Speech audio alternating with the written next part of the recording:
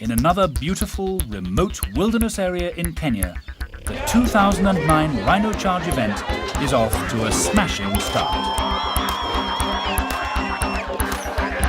59 four-wheel drive machines manned by conservationist teams are not only breaking fundraising records in Kenya, but also breaking their cars in the most brutal course in the event's history to date.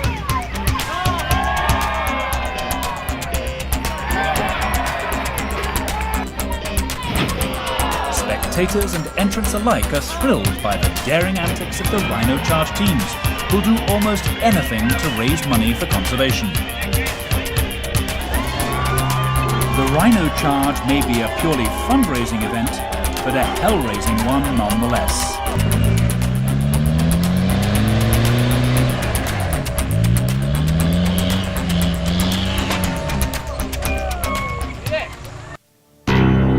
This is a historic year for the Aberdare mountain ecosystem, as the building of the 400-kilometre fence that the Chargers have worked so hard to fund is finally coming to completion. The electric, game-proof fence that will now encircle the entire Aberdare mountain ecosystem is a heroic achievement for all involved, and an important step in Kenya's efforts to save its forests, wildlife and water catchments.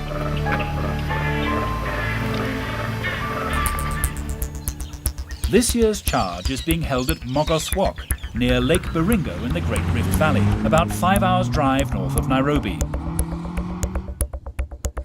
As usual, the event is held over the last weekend in May, in a new location every year. Contestants, volunteers and spectators arrive from everywhere to set up camp, check in and attend scrutineering. Scrutineering is the real beginning of the charge, where vehicles are officially checked. Cars are fitted with emergency panic buttons as well as GPS tracking devices. The event organisers take safety seriously, and this year is no exception. Although scrutineering is an official exercise, it's also the place where friends meet up, size each other up, and participants show their team spirit. Yeah, we are the Deranged Rover. The Deranged Rovers. How did you come up with that name? Because it's a pretty crazy Range Rover. Team Ole Choda. Ole means, Maasai language, means son of, and I have my 3 sons in the car. We're car number 18, Pink's in charge, and we came up with that. When we created our team, we wanted to be as girly as possible, so we decided to go all the way. Pinks. Team 42. That's really creative. Well, it's always been Team 42, so... No, we've got another name. Mikey, what's that? We've got another name, you better ask these guys. Unquenchables. The Unquenchables. Most teams participating this year are unquenchable in their lust for action and adventure. But with the desire to charge also come mixed emotions on the day before the event. Looks pretty evil out there. Why do you think it's evil? A lot of rocks, a lot of holes. What about spiders? Spiders are very scared of spiders. Very, very scared of spiders. That's actually a big problem. I think the event is such that being nervous shouldn't really be part of it. While teams are finishing scrutineering, everyone else gathers around the headquarters tent, or HQ. HQ is run with military precision by dedicated volunteers who give of themselves each year to make the Rhino Charge run like a Swiss clock. It's now time for Anton's driver's briefing, followed by map giving. And certainly don't winch on trees with beehives. No, I mean it's serious, and if they get going, you can have a serious problem. Okay, good luck, guys. See you tomorrow.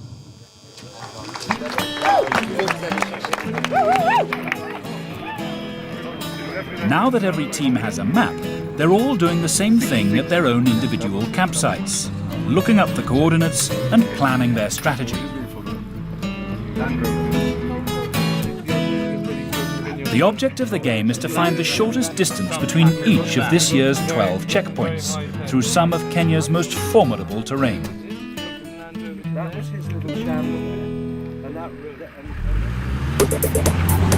Sunrise the next morning and everyone is ready.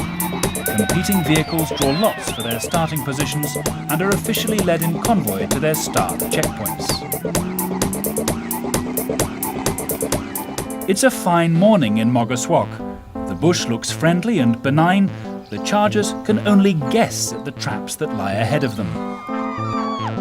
At Brookhouse checkpoint, enthusiasm is abundant as 7:30 arrives and the event begins.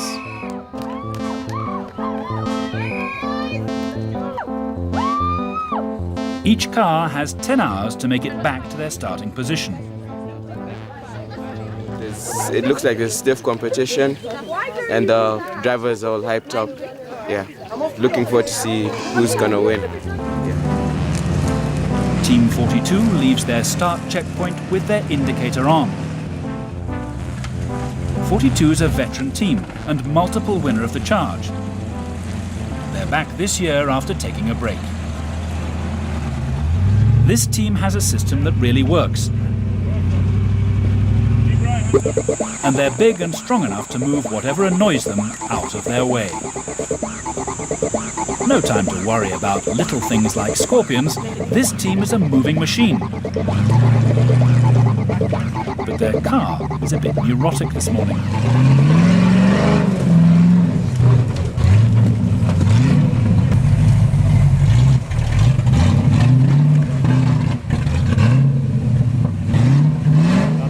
A bit of duct tape will fix almost anything. Yeah. Let's try it with duct tape, Neil, before taking it off. What do you think? I think so. See, happy that we sorted out that air intake hose. It's always a bit of a worry when you have a problem early on, but it seems to be running all right now. What do you think of the course so far? Yeah, it's going to be one of those typical Anton challenging courses. Studying the map, we thought this would probably be one of the easier sections early on, but already it's showing to be quite a difficult section. Difficult or not, nothing will stop the unquenchables. See, like new, eh? Like new. And they make it into their first checkpoint in good time. It's nice to see you indicating to go around the rock. You are indicating. Yeah. This year's course has plenty of ravines and valleys, and the Gauntlet is situated in one of them. The Gauntlet is always a taskmaster, but this canyon full of rocks is going to be a thrill maker and a heartbreaker.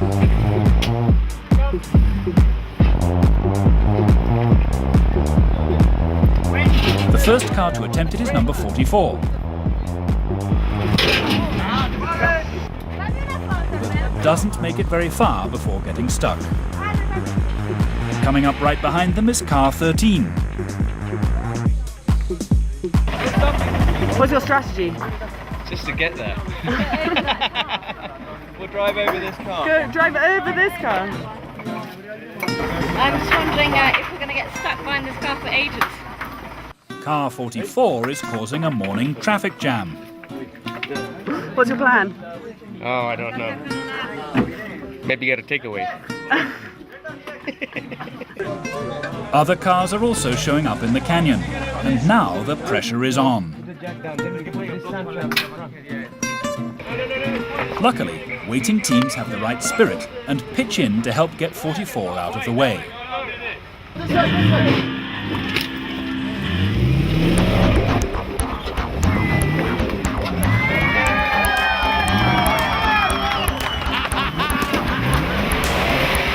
All is clear finally for Team 13, and they make a mad dash. The clock is ticking, and delays must be made up for. Okay, let's go. Reach it out. How does it feel? Going for a cafe latte. Yay. That feels good. It's always tough being the first one through the gauntlet. Triple whiskey, please.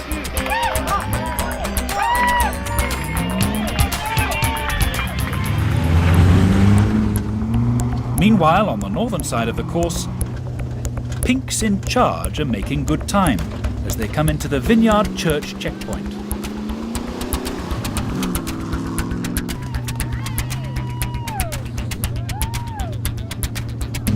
Go on. Okay. Go on. 2 seconds. day is heating up. Women and car both need cooling down.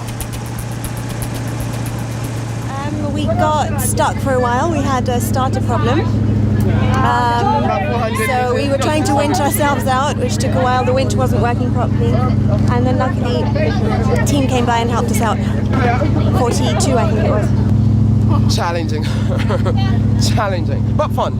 It's a lot of fun.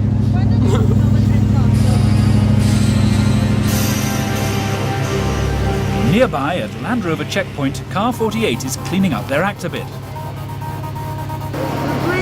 Bleeding, am I? I didn't even know. Lots of thorns. Car 48 is about to attempt a straight line from Land Rover to Vineyard Church, one of this year's Tiger Lines. Every year, 2 Tiger Lines are part of the course. If your team can successfully negotiate both, or even one, you will shorten your overall mileage and strengthen your chance of winning. Most Tiger Lines are filled with obstacles and are usually incredibly steep. They're where many teams lose the plot, break down, get stuck, and fall out of the competition.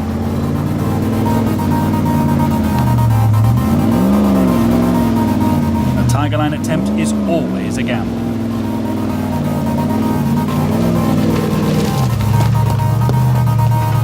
But it looks like car 48 has it all under control. With so much action, it's easy to forget why everyone is here in the first place. Protecting the Aberdare mountain ecosystem is the motivation for all chargers. And now, they're about to be rewarded.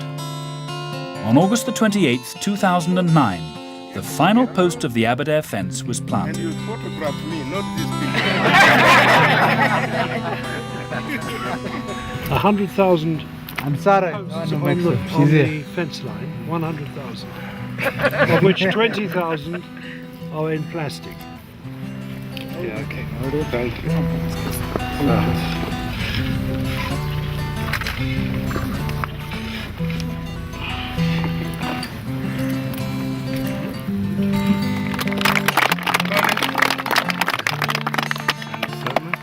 Congratulations. Thank you for coming. Yeah. Congratulations. Thank you. Director, congratulations. This is the day so many have waited for. And it's taken 21 years. Oh, it's wonderful because this is part of conservation. This is also one of the water towers. And if it is secured like that, we are assured of the water. Local Fenceline community members take part in the ceremony by planting new trees. This fence, which we've been building for 21 years, we could never have done it without the communities that live along it, who have actually built part of the fence without charging any money to do it, and now they're helping us replant trees and to guard the fence. Today I'm so happy because of the fence has gone to the end of the Aberdare National Park. This is very good, very nice and very wonderful because we have been assisting the fence manager and the people who are fencing so that to avoid human and animal conflict. The ceremony will be remembered by all who attended, from the officials who've worked so diligently for this day, to the local children who can now walk to school without running into elephant, and the community, whose crops are secure from wildlife raids and whose production is now surpassing any year in living memory.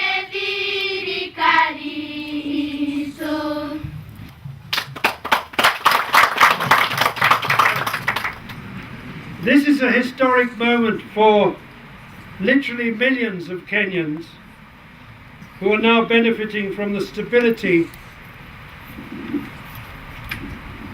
of the management of the Aberdare ecosystem, of which this fence is but a tool. We cannot truly celebrate what has been done without recognizing that the Aberdares is only one of the 6 vital water towers in Kenya. And that the biggest of them all, the Mau, remains in desperate peril. Kenya's future environment is not assured until all its forests are safe. Though there are considerable achievements that come with the completion of Aberdares, it is not enough. The greatest achievement of all for this noble cause and for Kenya as a whole will be if this model is used as a template to save and secure all the other major forests. We do not want a situation where the Aberdares will stand as a lone reminder of what the other forests used to look like. This is a great moment for conservation. The fact that we have finished 400 kilometers through the initiative of individuals. Remember, this was not initiated by government. Government came on board later. But a group of people saw it was important. They took the initiative. They took the risk. Everything they went, nobody had a clue how it's going to end. 20 years later, they say, yes, we have done it. And yes, Chargers, you have done it. But it doesn't stop here. The Fence Maintenance Endowment Fund still needs your continued support. It'll take a while longer to secure the future of every living thing inside and outside the Aberdare fence line. Back at the charge, it's about 2 p.m. Some cars, like 31, are pacing themselves during the heat of the day. With only a few hours left to go, competitors are getting tired. Oh, it's just rocks and trees and gullies. There's nothing else. Car 58 is just surviving. Have you seen these? What's left of our windscreen? Suddenly, all of a sudden, they didn't see a branch in front of them, smashed the windscreen. A lot of fun, eh? Everyone's alright. Yeah, everyone's fine, and I get the blame for it, which is even better. Wobbling along, Car 58 has seen better days. This course has made mincemeat of more than one car. At least 58 is still in the running. Many other cars by now have checked out. This year, out of 59 competing cars, only 22 will finish. And here is one reason why. The gauntlet.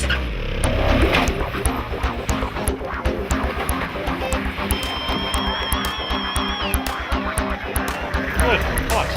A lot of fun. The gauntlet this year lives up to its ancient name. According to Old English, to run the gauntlet is to go through an intimidating or dangerous crowd, place, or experience.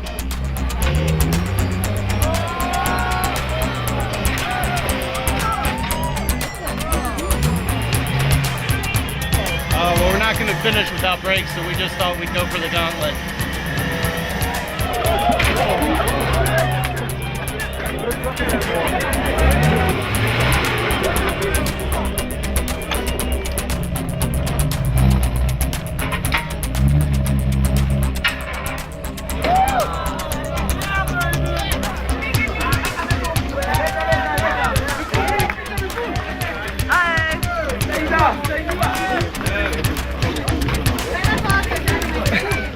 What's gonna happen? I really don't know. Every team has a different experience coming through, depending on the size of their car and the angle of their approach. Rally car driver Ian Duncan rocks car number 2 through like a pro.